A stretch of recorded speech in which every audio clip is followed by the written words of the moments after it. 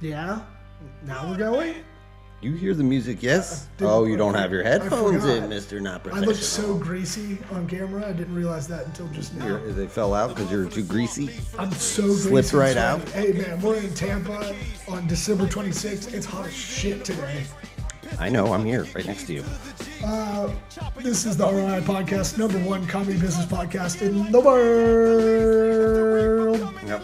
In the world. I don't want to do it now. Computer's getting slow. We really outkicked our coverage with this guest. I don't know how we got him on, but yes, in retrospect, great kid. Dugoutmugs.com is where you can go to find your dugout mug. And I didn't make a nappy dugout joke the whole time. It was right there. Yes, thank you. What do you mean right there? What was it? Dude, go ahead, do it. You know I want to shoehorn in a bad pun like that because I'm big pun. Just did a pun on pun. Fuck all the rest of the stuff we usually do in the intro. Let's just get into this interview. Howdy, Tommy! Oh, God. I lost my voice.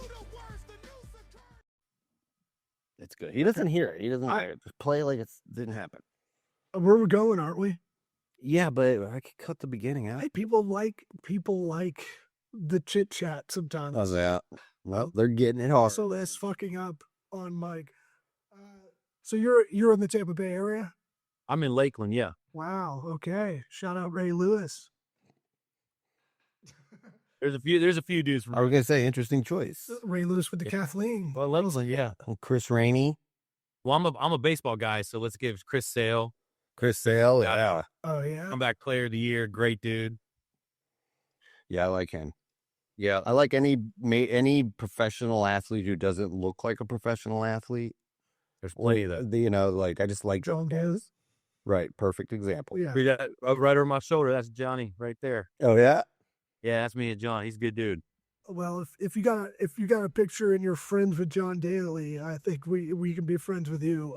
We're gonna do some lightning round questions. Yeah. To get people to know you, and then we'll kind of get into it. But we'll try to do it fast. So hit that music. Perfect. Who's that for just now? Who's that for? Just to make fun of you. Is a hot dog a sandwich? No. What's your favorite sports memory? My favorite sports memory? I took my daughter to the Rays playoff game, and she got a foul ball. That was pretty cool. Oh, man. Oh, that's awesome. That's huge. Yeah.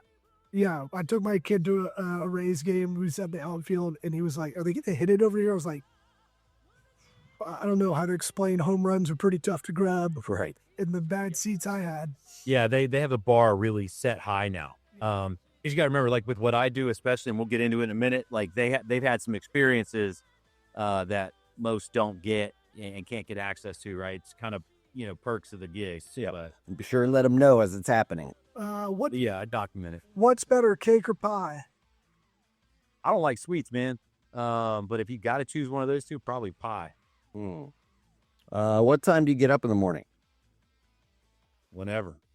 Usually, well, I got 2 young kids, man, so it's the time to take them to school. But if I didn't have that to do, probably like 9. What's the first time you French kiss someone? Someone. Dude, I'm old now. I don't even know. It's been a minute. You don't remember? No. When did you lose your virginity? 17. Quick answer. I'm jarred by that last line of questioning.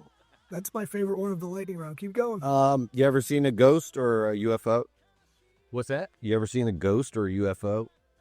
Or had a No. weird experience? Now, I met some weird ass people, but no. That could count. Does God exist? Yes. All right, we got 2 more, and then we'll let you plug away about yourself and what you do and why you're on the show. Did you listen to the show or watch the show before coming on? No. No, overwhelming. Stop asking. Stop asking. I think it's funny. I've done the same thing too. I've gone to a podcast I've never listened to. What advice would you give your 13-year-old self?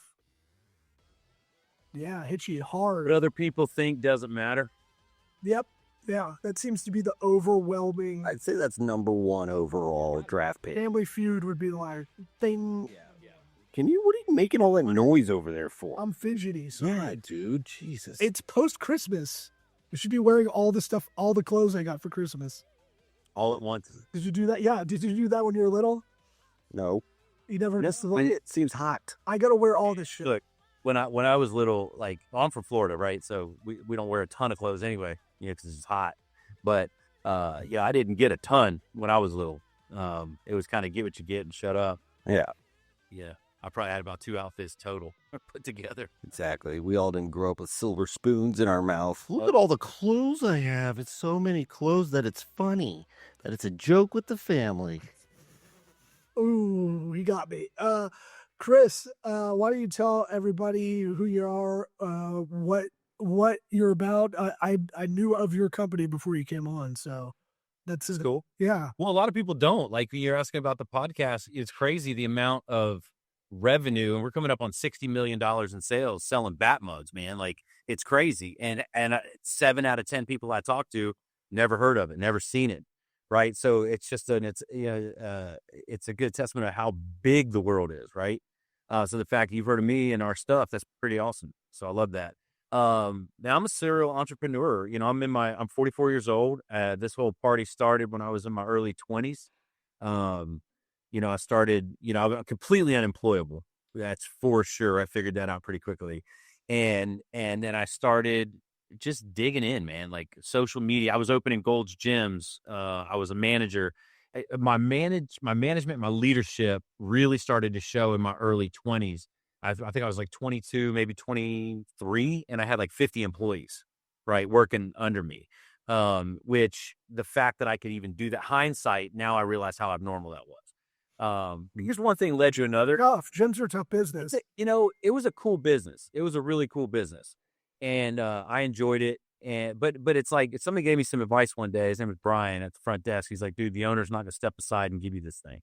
And I was like, damn, that's a great point. And I put in my 2 weeks. Shout out your front desk, Brian. I was the top, I was the guy. And I walked out. It was April Fool's Day. Whatever the hell. Did they take you seriously? No. They thought you were joking around. Left. There's no reason I should have left except in my mind. Mom cried, dad cried. They're like, what are you doing? You're giving. I'm like, no, I got this, right? When I chose not to go to school, they're like, what are you doing? You're throwing your future away. It's like, I'm not built for that. I'm built for different things. And the more every day that goes by that I operate in alignment, it's just more and more clear to like just chase that path. So me at my core, unapologetically authentic. I have a tremendous network because I believe that it's not somebody else's job to remember you. It's your job to be unforgettable. And everywhere I go, everything I do, I try to be unforgettable. And I'm doing a pretty damn good job of it with this business, with this brand. And I connect with people, man. And Dugout's my 9th company. I've started a handful of things. I've been in everything from the restaurant industry. I was in the cannabis industry from the tech side. Apparel. I really cut my teeth in apparel. That's kind of where I got my start with e-commerce. Consulting. I still own my consulting company. It's just kind of, I was trying to find my way, and it's fail fast, fall forward. Right. And, I got real sick when my oldest daughter was born, and I had a life-threatening experience, and it really shook me. And when I came out the other side of that, I decided to start, living more in alignment to who I was. Love me, hate me, I don't give a damn, right? And then I built on that. And then Dugout came to me, the product came to me through a really cool dude named Randall. And he's like, hey, man, what do you think about this? I was like, I think it's kind of goofy, but we'll see what we can do. We both just dumped everything we were doing. We teamed up in 2017 in this rocket ship. And I bought him out a couple of years ago. He was ready to hang up his cleats, on this project. He did what he came to do. He took something from inception to, creation to scale. And it gets a lot of pressure. When you get a business to a certain point, there's a lot of pressure. And some people are built for it, some aren't, and I was like, dude, I'm kind of having a lot of fun because fun's a big currency for me. So when you ask who I am, I have a very different set of metrics and currencies than most. And funds right at the top of that list. It sounds like you're pretty self-aware. Yeah, I got one last lightning round question. Are you hiring? Actually, we are working on getting more and more lean. We're running the whole operation. Do you need somebody to fire some people? He's keto. He's 5% body fat. So lean, Doing it. you got it. You know what's crazy is we're doing it without a sales team. I have no sales team. Wow. So, real answer, I'm looking in 26. I got my board here of all here's what's happening, right? We did a 2026 vision meeting the other day, me and my guy Jared, my COO, and top of that list, man. Well, actually, third on the list is getting that sales team built out, because I think with what I do, we've proven it. With the amount of sales we have, 60,000 reviews online, we're putting cool stuff into the market, period. And if I get more people telling that story, man, it's just going to keep rolling. We're opening up next week. We're opening up Dugout, Canada. So we got that happening. A lot of cool stuff. Well, you guys will have to talk offline. You manage sales team. You've been in sales, done high ticket, all of it. This stuff sells itself, bro. It's the craziest thing I've ever seen. That's what I'm talking about. I like what you got to say there. We're sports nerds, so Exactly. I probably saw someone drinking it out of it at a game on Instagram or something. It was like my monkey brain, frat boy brain's like, that's tight. I like that. Nice. What did your parents do? Because I have an inkling. I think I'm really Losing that voice, huh? Yeah. Look, I got a new Nintendo. I got a Nintendo with a power glove. And I screamed. I squealed. What's it called? My family, most of them are, only my brother-in-law is really an entrepreneur. And he's the only one in my family I can talk to about some of this stuff. Everyone else is kind of old school, Yeah. I try to explain there's no gold watch retirement parties anymore.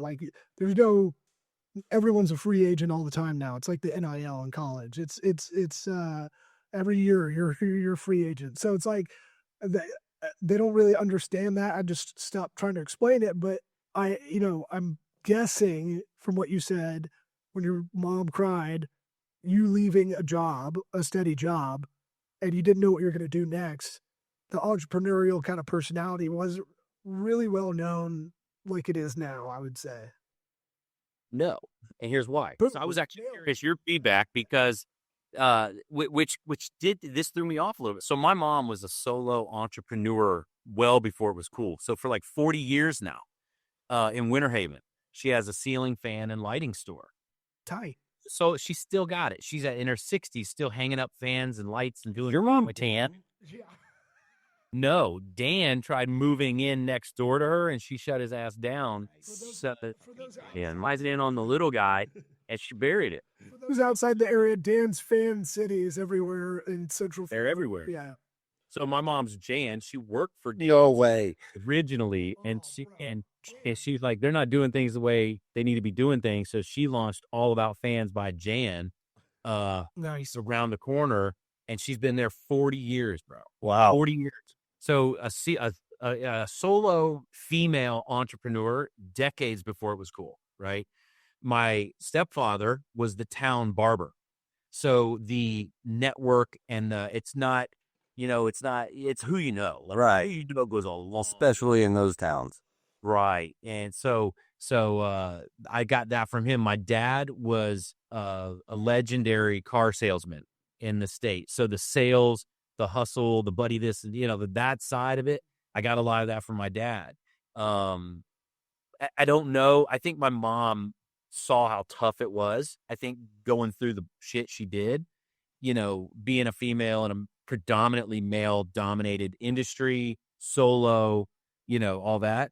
So I think she was maybe scared, right? Like, oh God, I don't want my kids to have to go through that. But yeah, I think that's got to be it, right? But in my family, I'm certainly the first one to be a self-made millionaire. So remind them that on Christmas morning. Yeah, I'll put it in all the Christmas cards. No, my mom was here for Christmas. She was, she's a super huge supporter. All my mom and dad, stepdad, everybody. I've spoken to all of them in the last 24 hours. Well, maybe it was more of a mom cry of just my mom says her job's to worry. And I'm like, I hate that. Yeah. Because you create things that don't need to worry about. Yeah. But it's one of those things where it's like, fat lot of good, they're going to listen to me. It's not, she's going to keep doing it. I can't do anything about it. But yeah. So it was maybe more of a worry of a mom, but also empathetic to like, hey, entrepreneurship isn't easy. No. We like to say it's fun though. It's fun. It's fun and it's satisfying when you're hitting these little goals and getting up. It's the best beer you have at the end of the day. But it's lonely and it's isolating, and it's one of those things that can feel like your boat just ran out of gas in the Gulf. You can see the shore. You're pretty sure you're going to get back and it'd be fine, but you're not 100% sure. And it depends how you look at it. If you get anxiety, you might not make it back there. See, I feel like you're trading anxieties. It's like, which one do you handle better? The one that you're in control or the one where somebody else is in control? Because you're going to be stressed out either way. I mean, probably more like administrative stress and things that, is just annoying as an entrepreneur, where when you're, working for somebody else, you're just at their behest. Like, you can't do anything. Like, it's a point where it's like, but you're always working for someone else, even if you're an entrepreneur. I mean, his. That's what I'm saying. He's going to his customers. I'm client facing, with the marketing agency. So it's like, you'll have someone you have to report to at some point. No one gets out clean like that. But I don't think I don't know. I think it's a satisfaction of like, when you get in a corporate position anywhere, it could be an office, could be Gold's Gym, trying to sell those January deals so they don't show up in February the rest of the year, because that's the big box gym model. I'm going to circle this one right here. We got a deal going. No upfront fees. Really good impression. There's a lot of psychology goes into a lot of that marketing. I took it into the e-com world. Yeah, for sure. I used to work at Gold's Gym in Venice, which was the nastiest headquarters of a gym. Everything was like 50 years old by the time I got there, all the equipment and whatnot. But it's one of those things where when I get stuck in a corporate position or, your full-time job or whatever, I always felt like, man, I'm not being used to the potential I know I can do. And that frustrates me more than anything. But yours is probably more likely for most people. I don't know. My what? Your thought about it's more about control, Oh, I was just saying, like, it definitely takes a certain kind of person to be an entrepreneur. And if you're like trying to figure it out for yourself, it's like, just what are you better able to handle? Like, what are you going to feel more comfortable with day in and day out dealing with? Yeah. With your, you have 9 businesses that we said, 9 brands. Well, I want to go back to, you bought out your partner. Yeah, a couple years ago, yeah. And there's always the theory, if you have founders that start businesses, and there's a lot of theory around. There's guys that can get the company up and running, and there's a lot of guys that can scale and keep it growing at a large, like, an enterprise level, right? It seems like you're the weird flex of both of those. Is there anything you did to work on that muscle? One of probably the best things I did, and it's been a practice over several years, is identifying which currency I'm collecting, right? And if you're constantly worried about the dollar, it's black and white. There's good days and there's bad days, right? Fun is a currency to me. Experiential living is a currency to me, right? When I can look, every single one of these things is somebody I've worked with, played golf with, collaborated with, Hall of Famers all the way across the top. It's just like, this is a currency to me to live a life worth telling a story about, right? So when I started understanding that some days could be financially bad, but experientially great, like, I still won that day, right? And I think And with entrepreneurship, your durability is probably one of your best, traits. How durable are you? How long can you grind? Because you can be losing, but you don't lose until it's over, right? So you can go through a lot more financial downtimes if the other bank accounts are being filled up with these other currencies. You know what I mean? Like, I think that perspective helped me tremendously. And it also helped guide me to do things that I enjoy. Like, I have fucking love my job. What I do is fantastic, and I love it every day with all these people and all this stuff. And I do cool stuff and put great things in people's hands. They love it. Like, it's just a fun gig. And I can go to bed every night fulfilled. And that is not always the case when people are just chasing dollars, That shift in my mind helped a lot. Yeah. We just had a guest on that talked about finding joy in everything, and that'll make you successful in a kind of a cyclical way. Yeah. With Dugout, anybody listening, dugoutmugs.com, with this brand, you have the one main product, right? The cups, right? The mugs, essentially. No, I know you have For the most part, that was our flagship. Yeah, it diversified the line into probably 12 or 13 different core products. Yeah, that's what I was going to ask. The brand extensions from the core product, was that a struggle to figure out what the next one was? Like, okay. Nope. The best thing you can do is ask questions and then shut up. Right. So you ask our people, like, hey, what do you think? Man, wish you guys had an opener. All right, to the drawing board. Right. And it's like, I'm like, hey, what else could we do? We just launched tap handles, right? Baseball bat tap handles, home plate shaped coasters.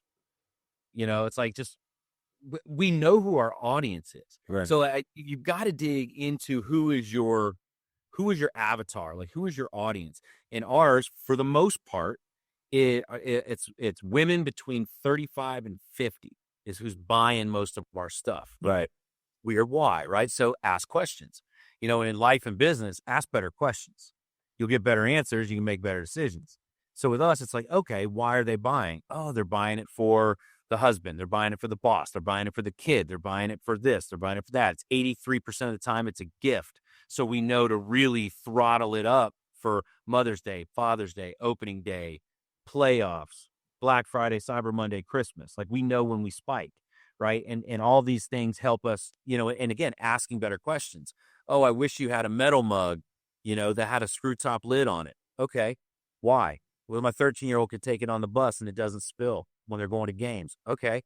Right. And then it's fail fast, fall forward. Again, you figure it out, you hit the market, and I have a big audience. You have a few million followers on social media and about 1 million people on my customer list. So I can hit that list and say, hey, we're dropping this new product. And everybody's like, oh my God, I love it. All right, guys, this is a new product in the line. Or, hey, this sucks. Guess what? And we tried a bat handle bottle brush, for like by the sink, a bat handle bottle. Oh yeah. Sounds like a great idea. Quality sucked. We shelved it. We tried it. Some people gave some feedback, shelved it. Wasn't going to work. Next. Right. And not getting emotionally attached to it. So what's the process like working with MLB? I'm assuming like the licensing and stuff. How's that work? They love us. MLB loves us. We have a product that's not duplicatable, right? So, and at one point we were the fastest growing licensee in Major League Baseball in a decade, right? Our growth, year-over-year growth. And we make premium quality products that are lifetime warranty, made in America, all the stuff, right? And that's not always the case. So when they know that their marks are going on premium products and put into the market, it makes them look good. And we're paying them 6 figures a year in royalties. So they're not mad about that either. Yeah. They have some licensees maybe paying 10 grand, 5 grand, 8 grand, whatever. We're 100, 150. 1 year, it was $500,000. Wow. Paid them in royalties. Yeah.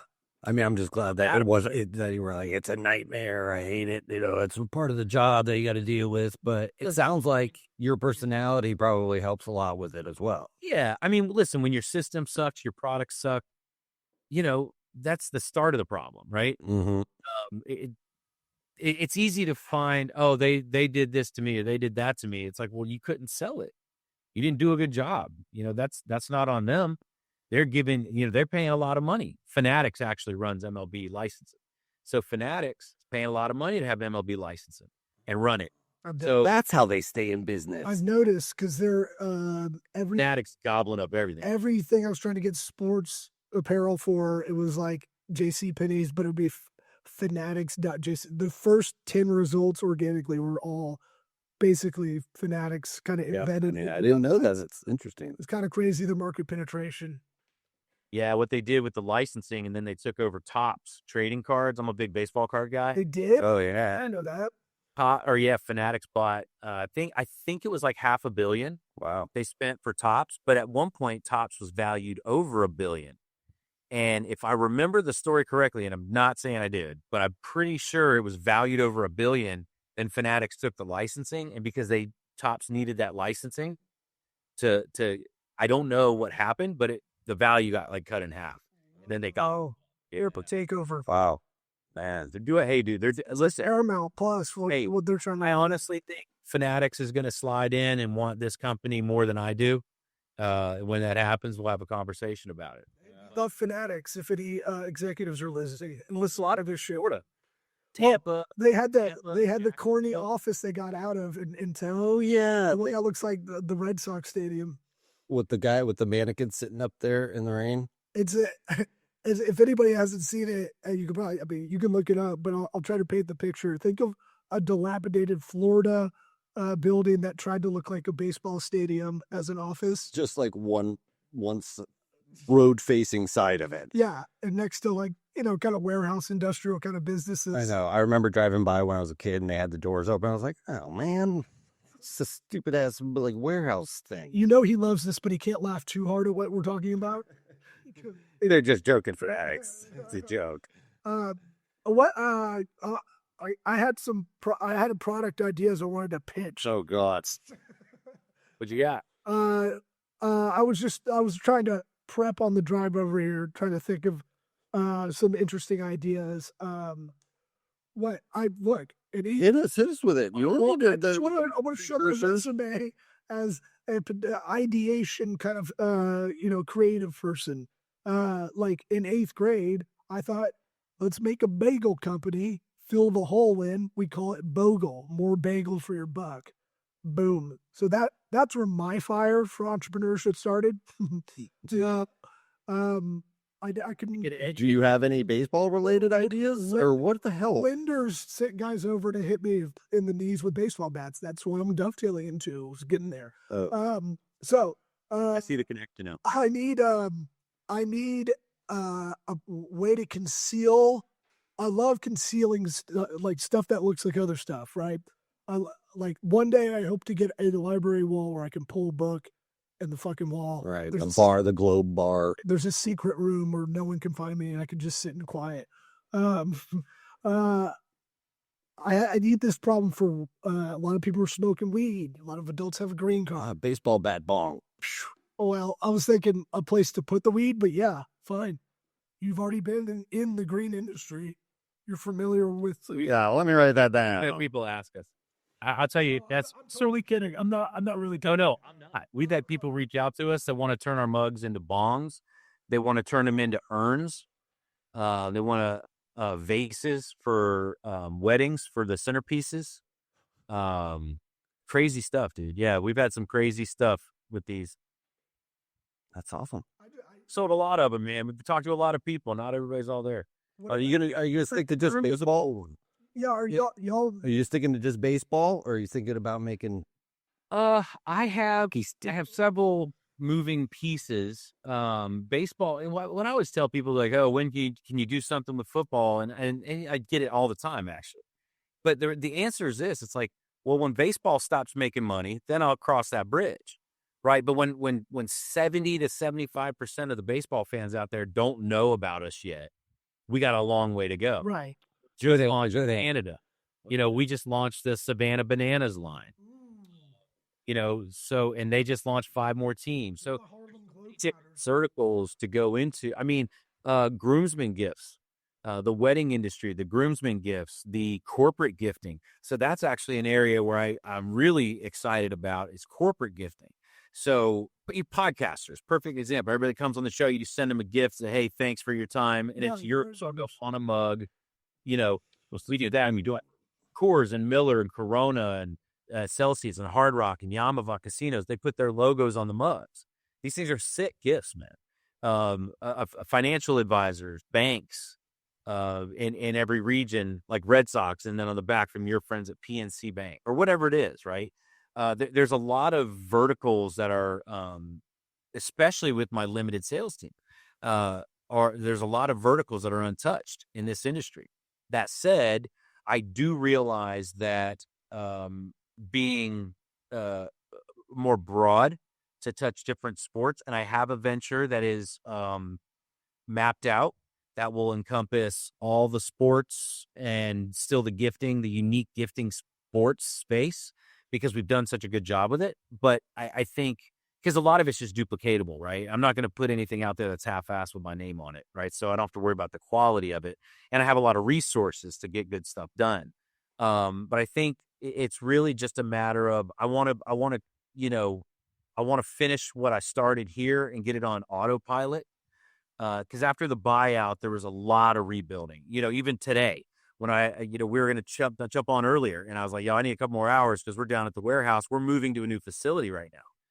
We're moving into a brand new 8,000 square foot box. Congrats. In Winter Haven. It's nice. So, yeah, it's great. But again, we're at a 10,000 now. We're downsizing to a more optimized space. So there's a lot of this right.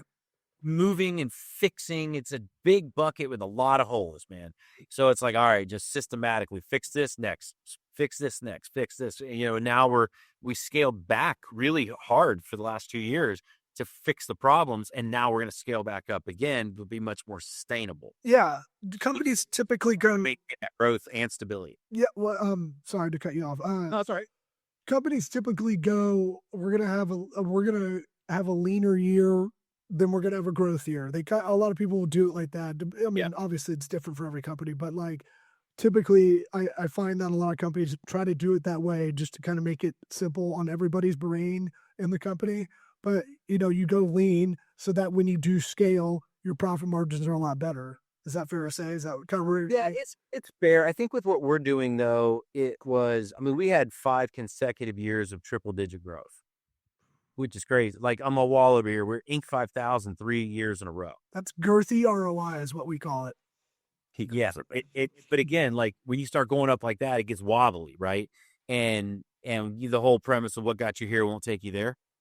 And I took my hands off of certain levers that I should not have, and it's made it a little more wobbly, and it's okay, right? I still see the company and the brand. I mean, the brand of what we have is so valuable. The 1 million customers we have, so valuable, right? You understand the value of data, and these are people that know us, love us, trust us. And so now we still have all that, except now we're going to do it a little bit more lean, a little bit more strategic.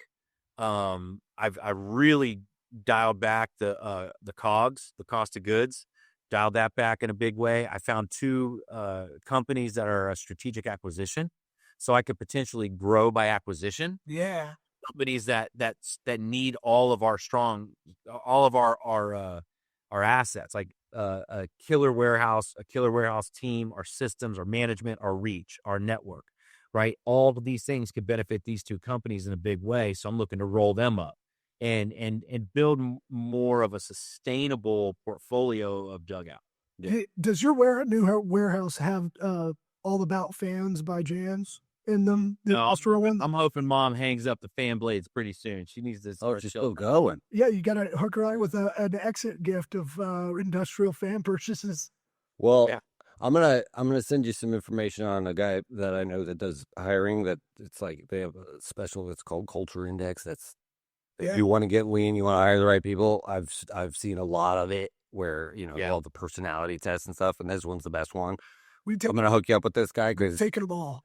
It sounds like you are the perfect person to use that service. I mean, it's not. I'm not getting anything out of it, but I just want you to be able to get going. I like to see the Florida boy succeeding.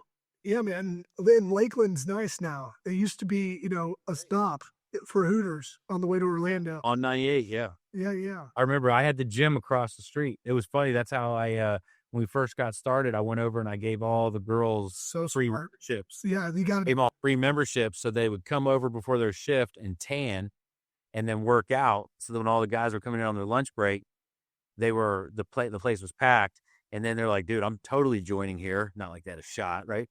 And then the girls would go off to work. It worked. I heard Powerhouse did that with the strippers in there. It works. Yeah. I mean, Marketing. but kind of last question, I think we could talk to you for hours for sure. And I'll let you know, I would think I'm booked in Lakeland soon to do some stand-up, so I'll let you know when I'm in the area or whatever. Wood products. This is kind of a random question, but this is my gut feeling. Wood has an emotional connection for people, I think. Do you find that's part of the success of the product? No, I think part of the success of the product based on the material is the quality, right? Like when you have something just etched. Oh, what a Big Daddy Donnie T. We made a lot of mugs for a lot of people. Yeah. We're not Get political. narrative goal. I got a hat right here on my desk. Charlie Kirk signed and sent me earlier this year. Yeah. We made mugs for Charlie. He had on his desk. And this is Ron DeSantis over my corner over here. That's Ron. He gets our mugs every year. Dunedin, Florida. That's Grady Judd up here. Griffey's over here. Like, I've lived a hell of a cool life with this business. Yeah. Right. That's why I wasn't ready to hang it up. But I think to your question, like the quality that can be achieved with wood and engraving, everything is unique. Every single mug is unique because it's real wood. Yeah. And our laser team, it's funny enough, he does stand-up comedy on the side as well. Loves it. Probably no. But his name is Nate Bearden. Yeah, that sounds familiar. Yeah, so Nate, we call him Laser. Dude's killer. Like he's Cool. He's killer. He just wants to go by Laser. Hell yeah, why would you not? Why wouldn't you? Yeah. Yeah, but this guy, he manhandles these machines. We probably got 14 lasers that he's just a magician on and puts together some incredible stuff, man. And it's the quality that resonates. I mean, right at the end of the show, with those lasers out there, I got so many